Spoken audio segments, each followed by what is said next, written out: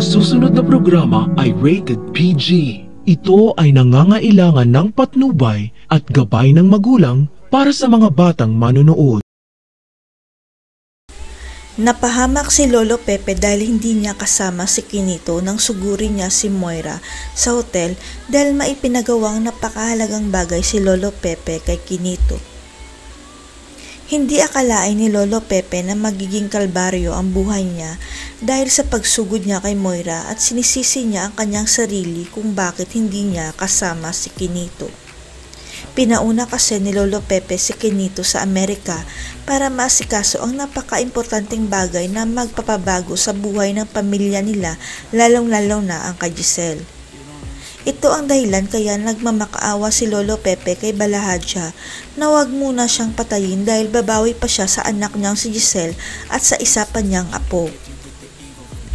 Sapagkat nalaman na pala ni Lolo Pepe na hindi totoong patay ang anak ni Giselle dahil nagsinungaling lang pala ang nag-ampon sa bata para hindi maibalik kay Giselle. Kaya natunton ni Lolo Pepe ang kinaroroonan ng isa niyang apo at ito ang ipina-DNA test niya kay Quinito para makasigurado kung siya nga ba ay tunay na tanyag. Ito ang tinanong noon ni Quinito kay Lolo Pepe kung may kinalaman ba ang DNA test ni Annalyn at Zoe sa unang ipina-DNA test nito at ang sagot ni Lolo Pepe ay hindi. Magtataka na lang si Quinito kung bakit hindi pa dumadating sa Amerika si Lolo Pepe dahil aasikasuhin pa nila ang mga papeles tungkol sa inabandon ng anak ni Giselle. Kaya si Quinito na lang ang mag-aasikaso ng papeles na mag-isa sa Amerika at kanyang madidiskubre na nasa Pilipinas pala ang hinahanap nila ni Lolo Pepe na anak ni Giselle. Matagal na kasing alam ni Lolo Pepe na may anak si Giselle pero hindi alam ni Giselle na alam na ng papa niya dahil ayon kay Lolo Pepe marami siyang koneksyon. Matagal na ring ipina-DNA test ni Lolo Pepe ang apo niya at nagulat na lang siya nang mabalitaan niyang patay na daw ang anak ni Giselle kaya nagpa-imbestiga siya.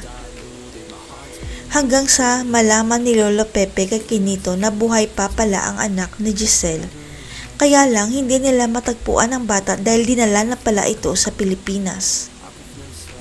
Kaya babalik si Quinito sa Pilipinas para hanapin ang inabandon ng anak ni Giselle at magugulat na lang si Regan nang magpakilala sa kanya ang tauhan ni Lolo Pepe. Hindi na nagpaligoy-ligoy pa si Quinito at sinabi kay Regan na nagmatch ang DNA mo kay Lolo Pepe dahil ikaw pala ang inabandon ng anak ni Ma'am Giselle sa Amerika. Ito kaya ang dahilan kaya magaan ang loob ni Regan kay Annalyn dahil magpinsan sila. Si Regan na kaya ang matagal nang hinahanap ni Lolo Pepe na anak ni Giselle. Abangan.